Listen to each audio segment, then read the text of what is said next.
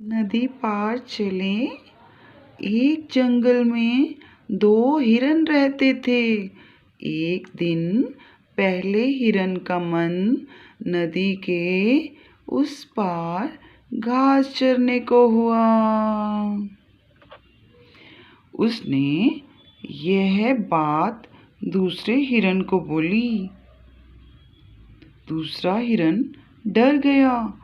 उसने जाने से मना कर दिया, मगर पहला हिरन नहीं माना। उसने झट से नदी में रखे पत्थरों पर छलांग लगा दी और वे बोला, देखो कितना आसान है नदी पार करना। तुम भी आ जाओ। पहले हिरन की बात सुनकर दूसरे हिरन ने भी एक छलांग लगाई। फिर उसने दूसरी छलांग लगाई। इससे उसकी हिम्मत बढ़ गई और उसने भी इस तरह नदी को पार कर लिया। अब दोनों मज़े से घास चरने लगे। चुन चुन की छतरी। चुन चुन ने एक कागज़ लिया, पेंसिल छीली, कागज़ पर छतरी बनाई। वह उसे रंगने लगी।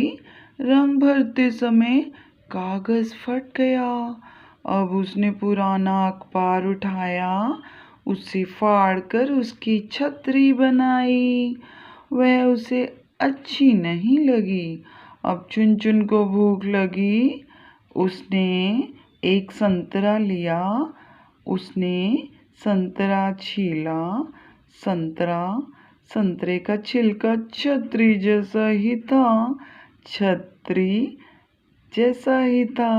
छिलके में चुन चुन ने पेंसिल फंसा ली और चुन चुन की छतरी बन गई। सी एक ठेले पर बहुत सारी सब्जियां रखी हुई थी। सब्जियां आपस में बातें कर रही थी, लेकिन भिंडी आज बहुत उदास थी। भिंडी को खुश करने के लिए लौकी ने लेटे लेटे बांसुरी बजाई। भिंडी नहीं हंसी। बैंगन ने बैठे बैठे तबला बजाया। भिंडी फिर भी नहीं हंसी। मिर्ची सोचने लगी, उसे ना तो गाना आता है ना ही बजाना, इसलिए वह सी करके सीटी बजाने लगी।